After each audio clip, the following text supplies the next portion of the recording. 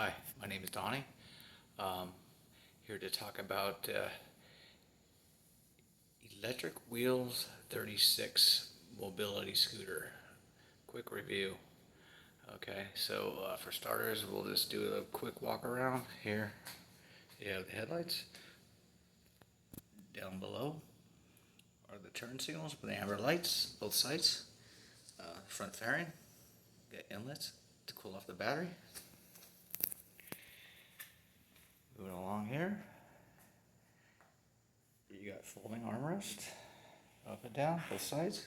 A headrest you can take off if you don't like it. I prefer to have mine just for added stability. You go to the back here, you got a nice little storage basket. If you want to make a quick trip to the grocery store, pick up a few groceries. And underneath here is a little key that comes with the ignition. You just put the key in there and lift up the basket, and the seat goes forward, and there's another storage compartment with a fuse box. So if you plan on storing this thing for a while, you might want to put it in the off position.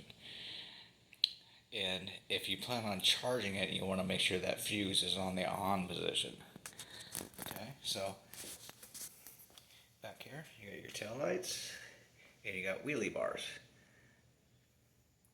And I'll tell you why those are there. Anyway, okay, moving right along here. Right here, this is a lever, so you can recline the chair back for your comfort level. Right here, you can slide the seat forward and back.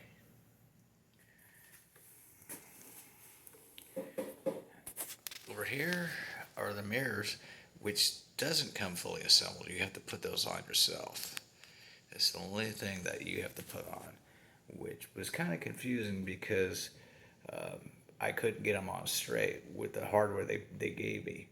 And what I did, being a shade tree mechanic, I drove big trucks, semi trucks for 40 years, is I took this locking nut and I flipped it upside down. Now I got perfectly good working mirrors, because if you leave them on the upright position, your mirrors are going to be all screwed up and jacked up.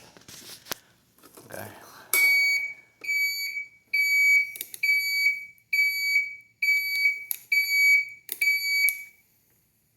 Oops. Over here is your throttle. Variable speeds. If you crank this all the way to the bottom, you're going to crawl like a snail or a turtle, which is good. You can go about 10 if you're in a crowded area, or, in a mall or something like that. But if you crank it full forward, you're going to be booking. So we'll take that back down. I can move it right now. Over here, you got your headlight switch. I just shut it off. Over here, you got your high beams, low beams. Over here are your turn signals. Now I can't turn these on. It's pretty late out here in Florida, and it'll wake my wife, and she'll be one pissed off lady if I turn those on. It makes an audible sound, so once you're done making your turn, just center it out, and you'll know you completed your turn. Right here is your horn, which is pretty loud. It'll catch some attention. Like I said, speedometer, voltmeter. Now, if you're up here topped out right there, you're good to go. But if you start getting down to these ambers, it's time to get your ass home and put this thing on a charger. Anyway, the brake, I think I already explained this. If you want to brake it, there's a little button right here. You just pull the brake lever in and lock it. That way the scooter's not going to go anywhere. To release it, pull the handle, you see the button comes out. Now with the key fob, it's got an alarm on it. So if you're going to go to the store or something, just pull the key. Just pull the key out. Make sure your lights are off.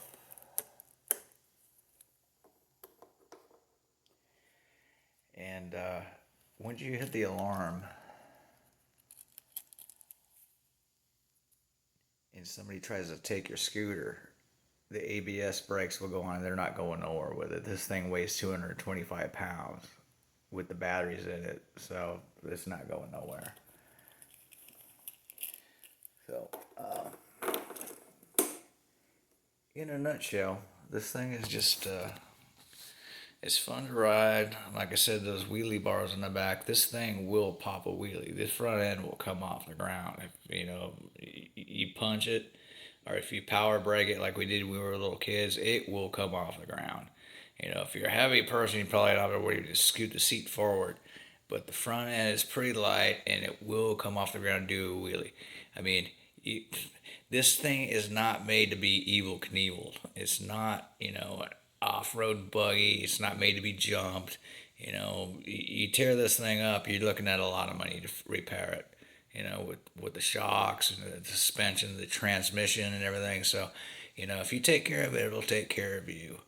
And that's about it. If you ride this thing on rocks, rough terrain, you're just looking for, spend a lot of money on repairs. I live out in Florida in a rural area, and you ain't going to find too many service technicians out here for that. If you live in Metropolis, like Los Angeles, Houston or something like that, you'd probably find somebody to fix it. But if you take care of it, it'll take care of you. Just be careful with it, And another warning is watch the water. If you take a high pressure washer and do this thing, you're gonna do it in because you get water in these components, man. It's as dead as fried chicken. You can use light mist with a hose. Use some sponge, wash and wax, and dry it off immediately because these things are very sensitive and they're not cheap to fix. Just take care of it and enjoy it. Have a great day.